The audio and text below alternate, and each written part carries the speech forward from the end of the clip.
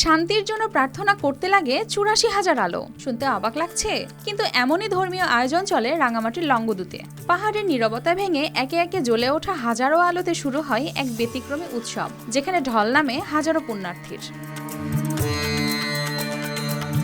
ধর্মীয় ভাবগাম্ভীর্যের মধ্য দিয়ে রাঙামাটির লংগদুতে ঐতিহ্যবাহী তিনটিলা বনবিহারে অনুষ্ঠিত হয়েছে বুদ্ধ পূজা ও মহাসংঘদান। দিনব্যাপী এ আয়োজনে জড়ো হন হাজারো বৌদ্ধ ধর্মাবলম্বী পুণ্যার্থী।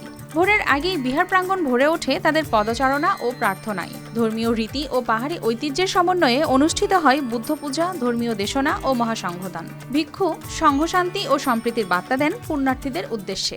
আজকে আমাদের ঐতিহ্যবাহী তিনটিলা বনবিহারের 15তম মহাসংঘদান অনুষ্ঠান আরম্ভ হতে চললো। এটা প্রতি বছরই আমরা উদযাপন করি। ৮৪,০০০ বাতি প্রজ্বলনের নিমিত্তে এই ধর্মীয় অনুষ্ঠানটা মূলত উদযাপন করা হয়।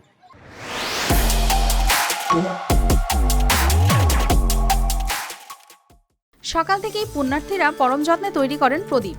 সেগুলো কলাগাছ দিয়ে তৈরি বিশেষ কাঠামোতে স্থাপন করা হয়। গভীর ধর্মীয় বিশ্বাসে ৮৪,০০০ প্রদীপ প্রজ্বলনের মাধ্যমে তারা এলাকায় শান্তি ও নানা রোগ ব্যাধি থেকে মুক্তির প্রার্থনা করেন। আমরা সবাই মিলে এখানে ৮৪,০০০ বাতির কাজ করতেছি। আমরা সবার শান্তি কামনার জন্য এই দানোত্তম মহান সংঘদান করে থাকি। আমরা যাতে এলাকায় সুশান্তিতে ভালোভাবে থাকতে পারি, রোগ ব্যাধি নানা উপদ্রব থেকে যাতে রক্ষা পাই, এই জন্য আমরা মানস করে। অন্ধকার পাহাড়ি প্রান্তরে যখন একে একে জ্বলে ওঠে ৮৪,০০০ প্রদীপ, তিনটিলা বনবিহার যেন রূপ নেয় এক অপার্থিব আলোয়। সেই আলোয় পুণ্যার্থীরা খুঁজে পান প্রশান্তি আর আগামীর সুন্দর দিনের প্রত্যাশা। News desk, RTV।